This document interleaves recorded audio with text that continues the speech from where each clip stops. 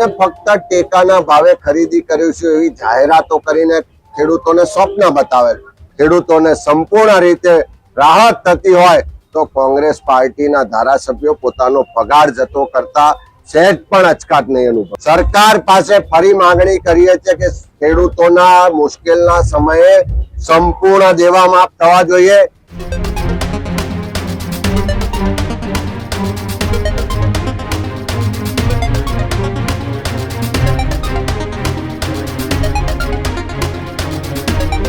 સમાચારોમાં આગળ વાત ગીર સોમનાથની કરીએ તો ગીર સોમનાથના સોમનાથથી દ્વારકા સુધી કોંગ્રેસની આજે ખેડૂત જન આક્રોશ યાત્રા જે છે તેની શરૂઆત થઈ ગઈ છે. વેરાવળથી કોંગ્રેસની ખેડૂત આક્રોશ યાત્રાનો આજથી પ્રારંભ કરી દેવામાં આવ્યો છે. કોંગ્રેસના દિગ્ગજ નેતાઓ આ યાત્રાની અંદર જોડાયા છે. પ્રદેશ કોંગ્રેસ પ્રમુખ અમિત ચાવડાની આગેવાનીમાં યાત્રાનો પ્રારંભ પણ કરાવી દેવામાં આવ્યો છે. જાહેર સભામાં ભારતીય જનતા પાર્ટી સરકાર પર કોંગ્રેસના આકરા પ્રહારો જોવા મળ્યા છે.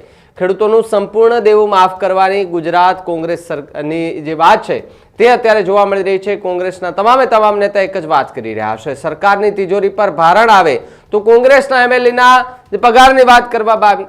ઉદ્યોગપતિઓના દેવા માફ કરવા માટે સરકારને વાર નથી લાગતી, પરંતુ ખેડૂતોનું દેવું માફ કરવા માટે એટલો વિચાર કરવો પડે. આગામી દિવસોમાં રાહુલ ગાંધી પણ સૌરાષ્ટ્રના ખેડૂતોની મુલાકાત લેશે તેવી વાત બહેરી મૂંગી સરકાર સમક્ષ ખેડૂતોની વેદનાને પહોંચાડવા માટેની આ યાત્રા હોવાની વાત અમિત ચાવડાએ કરી છે. તો વેરાવળથી કોંગ્રેસની ખેડૂત આક્રોશ યાત્રાનો આજે પ્રારંભ જે છે તે કરી દેવામાં આવ્યો છે. મોટી સંખ્યામાં ખેડૂતો જોડાયા હતા. મોટી સંખ્યામાં કોંગ્રેસના આગેવાનો દિગ્ગજ નેતાઓ જે છે તે પણ આજે જોડાયા હતા.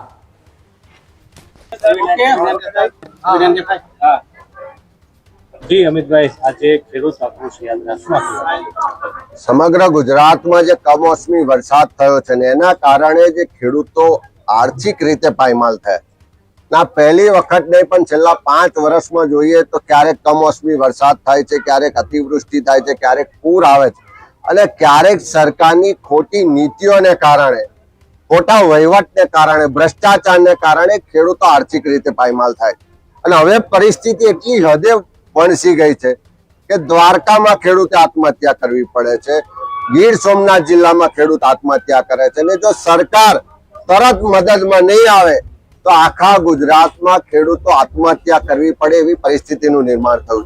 કારણ કે એક તરફ ખેડૂતો કુદરતી આપત્તિ પરેશાન છે, એક તરફ સરકારની મદદ નહીં મળવાને કારણે લાચાર છે અને ચારે તરફથી ભીષમાં આવ્યા છે. ત્યારે ખેડૂતોનો જે આક્રોશ છે, જે તકલીફ છે, જે દર્દ છે, પીડા છે, એને વાચા આપવા માટે કોંગ્રેસે આ જન આક્રોશ યાત્રાની શરૂઆત કરી છે.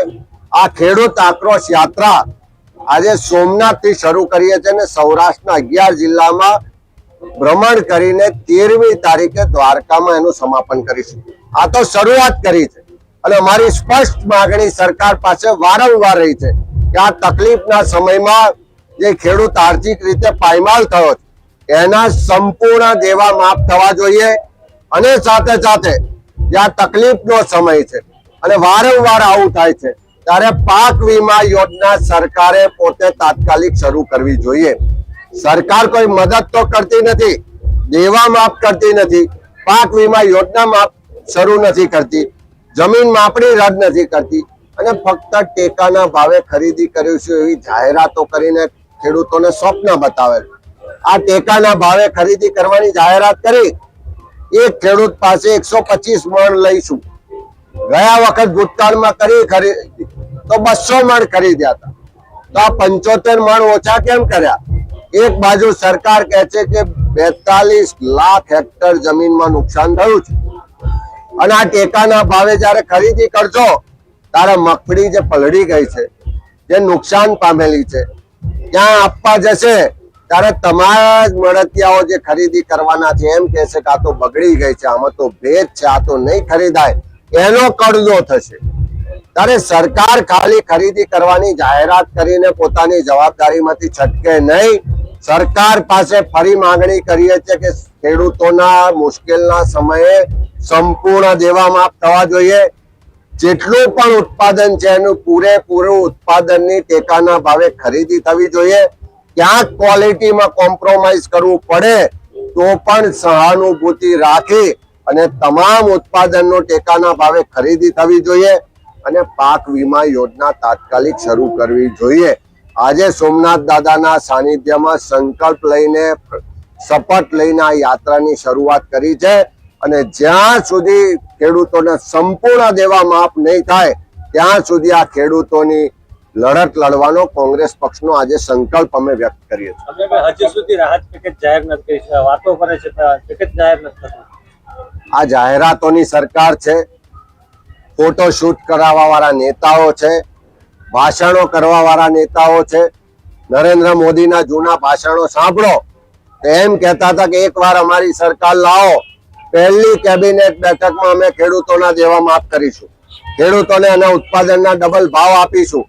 આ ભાજપની સરકાર ગુજરાતમાં 30 વર્ષથી છે, કેન્દ્રમાં ત્રીજી વખત નરેન્દ્રભાઈ વડાપ્રધાન બન્યા, પણ આજે ગુજરાતનો ખેડૂત આર્થિક રીતે પાયમાલ થયો છે, આત્મહત્યા કરવા માટે મજબૂર થયો છે.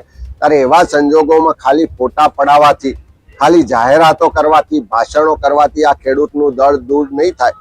આ તકલીફનો સમય છે. ભૂતકાળમાં કોંગ્રેસની દેશની સરકારે 72,000 કરોડ રૂપિયાના દેવા માફ કર્યા હતા. એ ખેડૂતોને આત્મહત્યા ના કરે એટલા માટે મદદ એક આખી સરકાર આવી. આજે પણ કપરો સમય છે. અમે સરકારને ફરી કહેવા માંગીએ છીએ, મૃદુ ને મક્કમ દાદાની વાતો કરવા વાળી સરકારને કહેવા માંગીએ છીએ કે ખેડૂતને મળતો બચાવો, પરિવારોને ઉજળતા બચાવો. આ તકલીફના સમયમાં મદદ કરવા માટે આગળ આવો અને તમારે ઘરના પૈસા નથી આપવાના. આ ખેડૂતોના પરસેવાના ટેક્સના પૈસાથી તિજોરી ભરાઈ છે. આજે તકલીફનો સમય છે, એના માટે તિજોરી ખોલો અને સંપૂર્ણ ખેડૂતોના દેવા માફ કરો. પગાર બાબતે કીધું છે, શું કહેશો એ બાબતે? કોઈ સરકારમાં બેઠેલા લોકો એમ કહેતા હતા કે આવી રાહતો આપવાથી, આવા દેવા માફ કરવાથી સરકારની તિજોરી ખાલી થઈ છે. એક વિપક્ષ તરીકે અમે કીધું કે તમારી સરકારની તિજોરીને જો બહુ ભાર પડતો હોય, ઉદ્યોગપતિઓ માટે રાહતો આપો છો, લાલ જાજમ બિછાવો છો, ત્યારે તિજોરીને ભાર નથી પડતો. પણ આ જગતના તાત ખેડૂતો માટે જો તમને તકલીફ પડતી હોય તો એક જવાબદાર વિપક્ષ તરીકે કોંગ્રેસ પાર્ટી તમને કહે છે કે જાઓ તમે ખેડૂતોને સંપૂર્ણ દેવા માફ કરવાની જાહેરાત કરો. અમે કોંગ્રેસના ધારાસભ્યો 1 પણ રૂપિયાનો પગાર તમારી પાસેથી નહીં લઈએ. અમારા તરફથી આટલું તમને સહયોગ છે. તમારી તિજોરીમાં જો પૈસા ખેડૂતો માટે ખૂટી પડતા હોય તો કોંગ્રેસના ધારાસભ્યનો પગાર જતો કરવા તૈયાર છે. પણ તમે જાહેરાત કરો કે ગુજરાતના ખેડૂતોના દેવા માફ કરીશું. અમે જ્યાં સુધી ધારાસભ્ય છીએ ત્યાં સુધી 1 પણ રૂપિયો પગાર તમારી પાસે લેવા નહીં આપીએ. ખેડૂતોના દેવા માફ થતા હોય, ખેડૂતોને સંપૂર્ણ રીતે રાહત થતી હોય તો કોંગ્રેસ પાર્ટીના ધારાસભ્યો પોતાનો પગાર જતો કરતા સહેજ પણ અચકાટ નહીં અનુભવ.